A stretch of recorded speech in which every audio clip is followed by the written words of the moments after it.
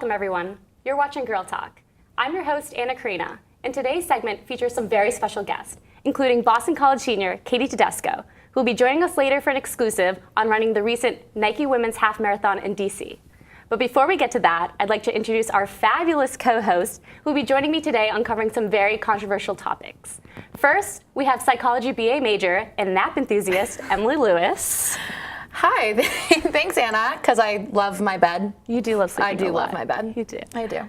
Hashtag bed. Next, we have Brandon Short, future Columbia Law student, and what we on the show like to call our Gexpert, our gay expert, who will be weighing in on all things gay. Isn't it great how G can go in front of anything like Gunkel, expert? We've done a lot with the G. Yeah, we have. Thanks for being here. You're welcome. And last but not least, we have lead IT recruiter, Lauren Boberski, who, if we're lucky, will be dancing for us later on the show. Right, Lauren? Yeah, that's not happening. But thank you so much. We'll see how much wine she drinks and then see what happens. Touche. So, thank you guys for being here today. We're going to jump into some very heavy topics, so you guys better be ready. You all set? I think so. Okay, our first story, very crucial to our tequila drinking. Due to local shortages and a Mexican drug cartel's involvement in cross-border smuggling, the price of limes has nearly quintupled. You wouldn't believe how many times I practiced that word. From roughly $20 to $100 for a case. The increase has caused restaurants to not only stop buying limes, but also making the switch to lemons for their alcoholic beverages. And I'd like to be the first one to say that I have been drinking my tequila with lemons since freshman year of college, and I've been getting so much shit for it. So I just like to say aha in everyone's faces. You have. It was an economically sound decision the whole time. It Apparently no so. Idea. Everyone made fun of me too. Yeah. They thought I was crazy. Everyone like tequila? Everyone love. No, yeah. I think that's all we drink. What else do we drink other than wine and tequila? Can I say that I did at one point throw out that sugar vodka grapefruit would be like a good option, right? Maybe. Yeah. Maybe that could be our new. A lot of hangover. That with would be a lot of but hangover. okay. But I mean, is there not a lot of hangover with tequila? That's true. It is. Well, I just feel like I already have a bad habit of buying the rounds of tequila shots when I get overexcited at a bar, and with this whole lime thing, I mean, my bank account's already upset enough, so we'll just see what has to happen with that now. I think the craziest part is I think I've graduated to not even using like lime or lemon or salt. I've just been taking the tequila shots straight. So I don't know if that's a bad sign or anything, Yeah, but Not a that bad is a sign, bad you're a sign. badass, that's for sure. Thank you guys. But everyone's freaking out. I mean, airlines have stopped buying it. So like a lot of like people who drink gin and tonic or like their Diet Coke with lime are freaking out. Like the people that are alcoholics that fly on planes? Yeah, right. Like I would throw up if I drank alcohol while on a flight, anyways. But Spring break 2014. Alcohol on the Yeah. plane may have been the best choice that we made. I did remember. Let's remember They this didn't. one. We went on spring break together, and you and I showed up sober, and Emily and Emma, her friend, showed up very drunk before we even started because And it was a great the choice. flight to the departure point of the cruise started things off, and there might have been some limes involved, and at least some tequila. At least the tequila. Okay. Well, now I have to look Yeah. back and think if there's the limes. as long as the tequila price doesn't increase, I think we're gonna be fine. And I'm gonna stick with my lemons. point. So That's a good point. join The me tequila with is the lemons. inelastic product, I would say. Great. Ooh, that's I'm buying it no matter what. a graduate student right there. right. All right, guys, moving on. I like this story. So the latest scandal in Donald Sterling's world, V. Stiviano, his assistant, as she's declared herself, aka mistress, gave an exclusive with Barbara Walters last Friday where she proclaimed she was Donald Sterling's best friend, everything, and quote unquote, right-hand arm man. Okay. I want to know what it's like being an 81-year-old's right-hand arm. She's the right hand arm. She's a right- yeah, 31 hand right hold arm on an 81-year-old body. Okay, but come There's on. an image for you. He said she was his assistant. Okay, no boss will buy his assistant a Ferrari, a Lamborghini, a condo. Like, Take her to the games, arm candy. She was right she arm has. candy. Speaking of she the has arms, pictures. Yeah. That's his arm candy. That's what she meant. She has had pictures with his wife, who is now suing her. Like, this is the That weirdest was my relationship. thing, the wife's involvement. Yeah. Because they still went out to dinner and that whole thing, and Yeah. It's so weird. I just want to hear their conversation. I'd rather have an interview. What I heard about the wife With her. is that she wants the things that Sterling gave to Vivian. Yeah, she wants them like back. she's jealous Oh, I'd of want the it back. items, much less like I don't like you anymore as a husband. You're a racist pig. But she's like, I want the Ferrari. She you like know? only did this after the scandal. I feel like she was fine with whatever affair they were having until this scandal. Like now she has to Yeah. react somehow because she's in the limelight. But like they went out to dinners together. They had pictures together. There are pictures of the three of them together. It's like the weirdest. So you think that they are having a sexual Oh yeah. affair? Oh my God. Did you listen to the I did. conversation? And I think No, the obviously, biggest but not misconception everyone about thinks her, that. she said it herself, was That's that people true. thought that In they her were. interview, she said And I that. trust her. Biggest She is misconception. smart. She did not move her face once, so I trust that face. That could have been Botox or She something. That's also not what doesn't they really forgot. speak English. Okay, we can't. Well, okay, to me, that's the weird part. She's Mexican, and what's the And other? African Black. American, And yeah, African American. She changed her name, And- right? Which is a hot combination. But he's It is. racist. I agree. He's talking about how he doesn't want pictures of her with quote unquote black people on her Instagram. Does he know what Instagram is? He's like, does he know that his It didn't mistress actually is sound like he black? did. That's the craziest part to me. And she's saying, well, okay, we know she audio taped him purposely, but didn't send the file into TMZ. So I don't know about that. But she is trying to bait him to say like, you know, you're black and Mexican, but it's okay. But like these people aren't. You know what I mean? Here's my theory. My theory is that she set the whole thing up Okay. to put him in a position where he would need her. Because in her interview, she said, now he needs me. He needs me to support him because he's gone through this. But the only reason that he went through this Was in the because- first place because of her. was because she surreptitiously recorded him with no consent. I know. And released these tapes to the public. Well, she good said point. she was with It's a him right before she scheme. left for the interview, and now he's lonely and he's brokenhearted and he's hurting, and that will he apologize? Only God Only knows. God knows. She Only said. God knows. Not the She media or said. press or any of the NBA players who are hurting But from they this don't know what comment. they're doing, apparently. Well, is he's selling, right? He's selling the team. He's trying. They're trying. They, being the NBA and Yeah. the powers that be in the basketball world, As only God knows. Yeah, as only gay people don't know, but are trying to pressure him to sell the team. Yeah. I don't think it's going to work because He- it's his property, and how can He you will force make a him to sell profit their though. property? He's gonna make a He crazy would. profit if he But sells he it. was He was already might very refuse to sell wealthy, it out of though. principle. I just want to know, what are we supposed to be? We're supposed to be focusing our most attention on race issues, Right. But it's clouded by the affair, and It's it's clouded clouded. by the conspiracy theory. It's clouded by the gossip component of him sleeping with a 31-year-old, and That's that's such a kind good of sad. But No one's even. Go ahead, Emily. And that's the thing is, he's been in court cases and been sued previously for housing discrimination too. So I don't remember which ESPN sports announcer said it, but that's kind of perpetuating this whole, perpetuating the fact that there's ghettos and gentrification of different areas because he in his leases he like has blatant discrimination. I didn't know. Yeah, It's and so that's been going crazy. on since Redlining, I think, 2000. that they just say like people of a certain race can't live here. Yeah. So I I didn't know he that. was Columbia involved Law in that. student. it's like other Yeah, gross sure. behavior is now bringing Yeah. the racist gross behavior to light. And I mean, there Yeah. are some people defending, saying, well, that's not that bad. His comments weren't that bad. That's not being racist. That's just having an opinion. You know, he didn't say, like, any expletive N-words or anything. I mean, Well, here's the thing. When I started Racist listening undertones. to Who's saying his, that? no, when So I started many listening to his comments. thing, it sounded bad, but it didn't sound that bad. And then he was like cloaking his statements, even Yeah. to her. He didn't know he was being recorded, presumably. maybe, but, yeah. That's true. But eventually, at one point, he just said, "I don't want you posting pictures with minorities. I don't want you hanging out with black people." Yeah. So, but embedded in the 15 or 20-minute recording, he did say that. And the fact of Yeah. the matter, so people who say it's not that bad, draw their attention to. Right. Listen, he said this. I don't remember the quote, but it's something like. Yeah. There's a lot of honeys as Yeah. well. Oh, Right. yeah, so with the Honey. fair, honey, do you want me And to during make the you a recording, the drink?" whole Put it on time Instagram. she goes, "Don't you know I'm black?" Basically, is what she keeps saying. which is She's like, she's baiting you've him been, for info. you know, It's- having relations with this woman for years now, Yeah. and yet he knows, but It's a he's sad still a thing. pig. And she's making money off of the whole thing too. So for a very stupid woman, she seems to be She's- following a very smart plan. One That's more what thing I'm I have to saying. bring up is her Star Wars visor that she wears. Oh around. my God. The reflective battle star. Well, she doesn't that want whole anyone thing. seeing her. That's real You know, hot. Maybe she it looks good to some people, but she doesn't want She's anyone seeing her, but she's hiding the pain.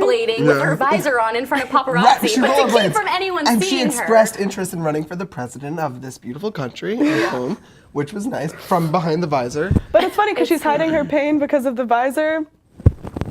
I don't know. I can't take it. No, but it's just a hilarious thing. But Lauren, She you're can't right. show emotion anyways because Right. her face doesn't Exactly. move. But it's so sad that this entire scandal, you're right, it's getting lost in this very like superficial, who is this woman, what does she look like, the visor, everything. And there's such bigger issues, and we're not even really paying attention to the people who are hurt by it. Yeah. But I mean, that's like that's that's a completely separate, That's a good point. separate segment. I think most people would be able to brush it off, hopefully, because obviously he's ignorant, came from a different place. But there Can are- fault him, but at the same time, that's where he came from. So it's just like That's another conversation. yeah, Right. that's a 100%. completely another conversation, but Not an excuse, but a conversation. we'll see what, I'm sure there'll be some latest scandal coming up with him, so we'll keep Can't wait. posted. But moving on, this is kind of a nice racy little story.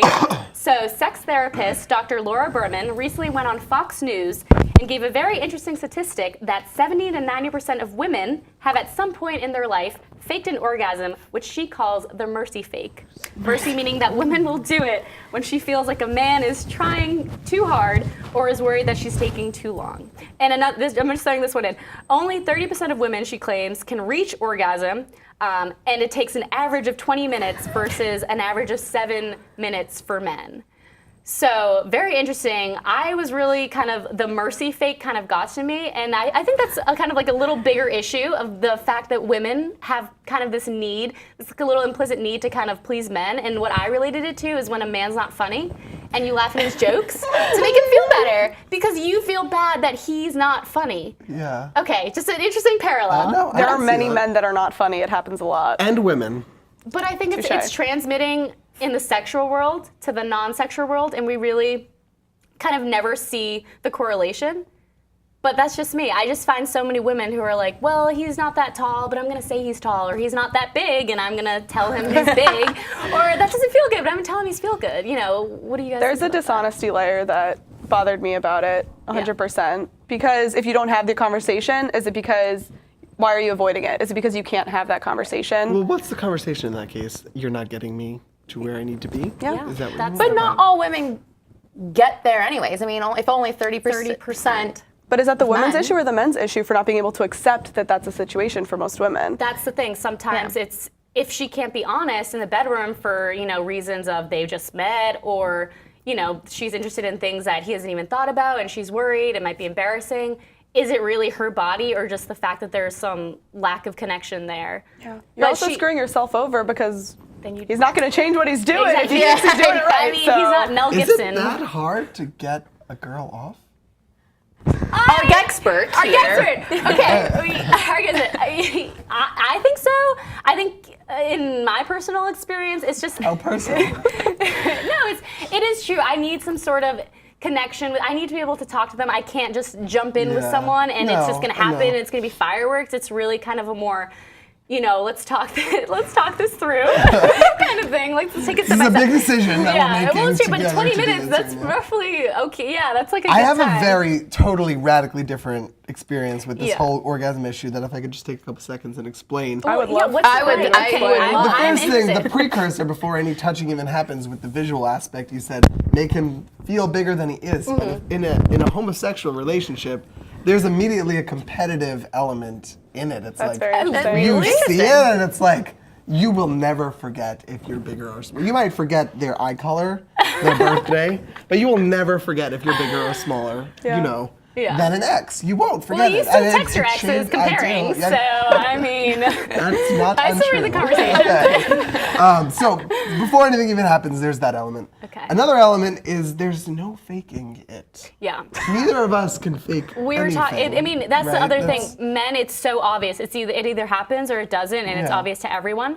But for women, I mean, that's the whole problem with fake. She can fake it. She has the ability to pretend it's Don't you happening. think guys can tell? Because I did in a past life. I did, you know, Yeah. women. Yeah. Right.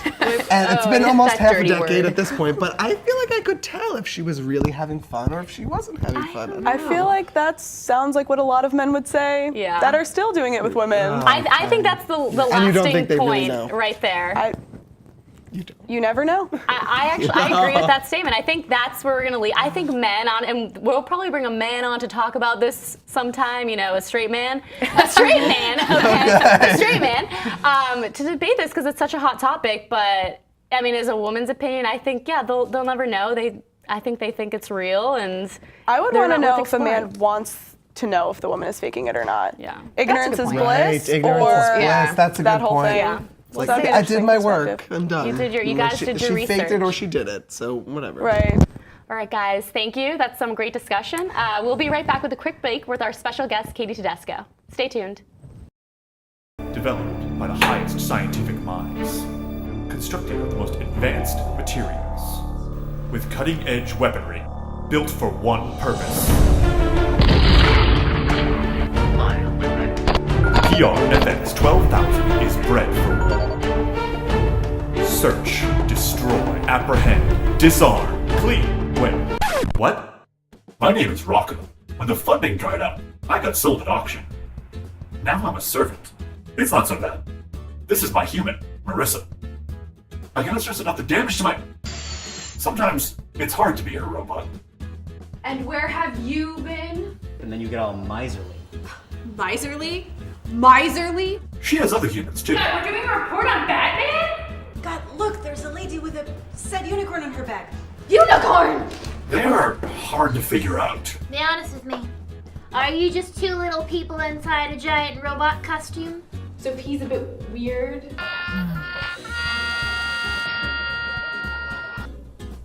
Well, weirder, I can just switch him off. Okay? Okay. Okay.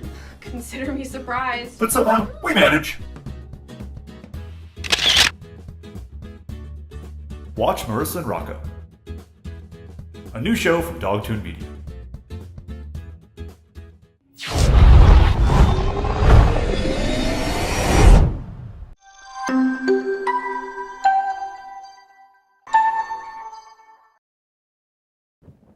Welcome back, everyone. I'm here with my special guest, Katie Tedesco, who recently ran the Nike Women's Half Marathon in DC and is a writer for her campus, the BC chapter. Katie, thank you much for coming today. Yeah, thank you for having me. We're excited to have you on the show. Yeah, of course. So, first off, I just want to start saying congratulations. Thanks. Thank you. You ran the marathon in Boston in 2012. Yeah. And then a couple weekends ago, you ran the half marathon for Nike Women in DC. Yeah. And then you run just regularly for exercise. And I have the opportunity to be your roommate. And so I see you running all the time. But I want to know, because you've kind of graduated to this higher level of running from, you know, when I saw you freshman year and everything. So how did you get to that point? Well, yeah, so I ran in high school just like for fun on the cross country team for just like a team thing to do in high school. And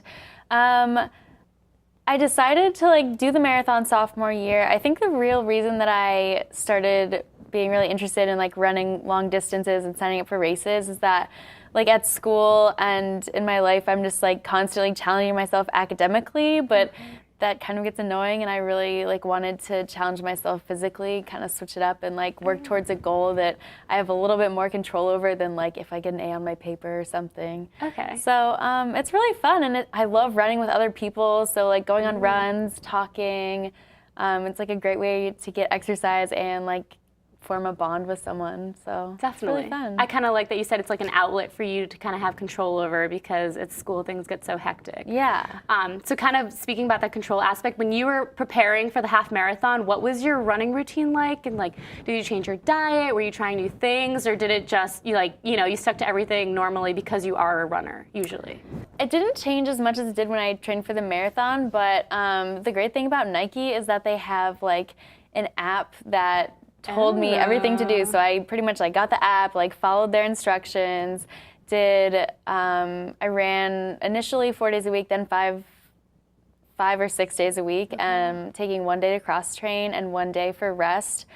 And my diet changed in so much as like whenever I'm training for a race, I always like, for whatever reason, get like a huge craving for this specific time of Powerade Zero. Really? That I just love. Like usually, like if I'm not training for anything or just going about like normal workout routine, like I pretty much just drink water. But like when I'm in like my long run modes, I dream about like Starbucks drinks or like Gatorade, which is really weird. Is it the electrolytes in it? It must be, or so, just the sugar Yeah, that kind I of don't builds know. you up? I just kind of like really want it. And then also like on long run days, like on Sundays when I run like 10, 12 miles, then I'll like treat myself to like more carbs because I'm like, oh, you know, I ran so much. Like I can have like a pancake or something. What about ice cream? Do you ever splurge on ice cream? Oh, all the during- time. Oh, You yeah. know, Maggie, our roommate, Yeah. works at an ice cream shop, and It's the worst. It's like the worst because our fridge is always stocked. So It's the worst with the best, but Yeah. but I would say like while you're running, if that's something you have to stray away from or not, but that's good that you can always fit it in. yeah. But okay, so the big day when it finally came for you to go down to DC and run the race, tell me a little. I know you had a really interesting experience running the race, but why don't you tell our viewers a little bit about what happened? Yeah, so as you know, like 3 or 4 days before the race, I got really sick. There was like a virus going around, and it was awful. I felt terrible. I went to the doctor, and she told me basically that I wasn't gonna be able to run. But I was like, well, I'm going to DC tomorrow. So bought my I went, ticket. stayed with my friend, tried to get as much sleep as possible, drink a lot of liquids, like tea, everything, vitamin C. And so I was able to run the race, but I was sick. So it wasn't, like, it was an amazing experience. The cheering was awesome. Like, the whole event was just great.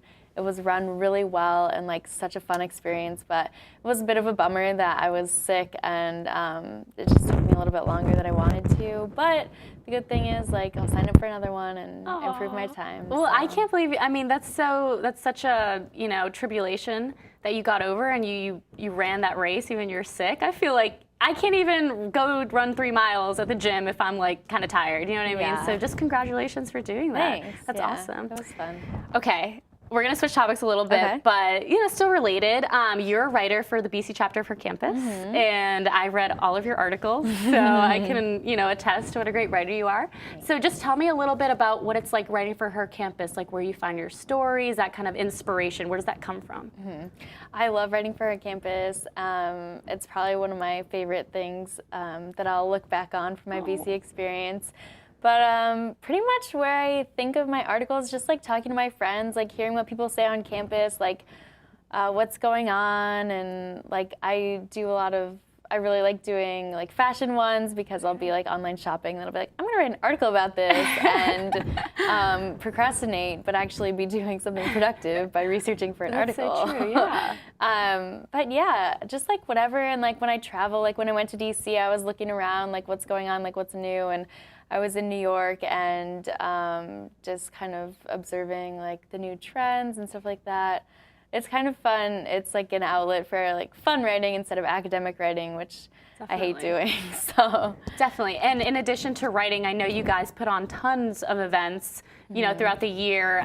So just do you enjoy going to those events? What are those like? That's probably my favorite part. Like, as much as I like writing, I really like putting on the events more and doing the social media, like contacting different businesses. We paired up with Neuro, this drink company that makes a few different types of drinks, and we had like a sleepover type camping, glamping. Glamping. We got our so hair we done. did get our hair done. Was it up to our standards? I don't know. We were going to a bar later that night, but they definitely made us look like we were going to the ball. Yeah, so it was a it was little good. weird, but it was good. Gala, But it was free, but- and they were doing that as like Yeah. kind of a sponsorship thing, and that's really great. Yeah, but- it was fun. So I really like doing the events just because it gets our name out there, gets our readership up, and like tons of free stuff. I love all the free stuff. Yeah, I think we have like a case of it to come to our room soon.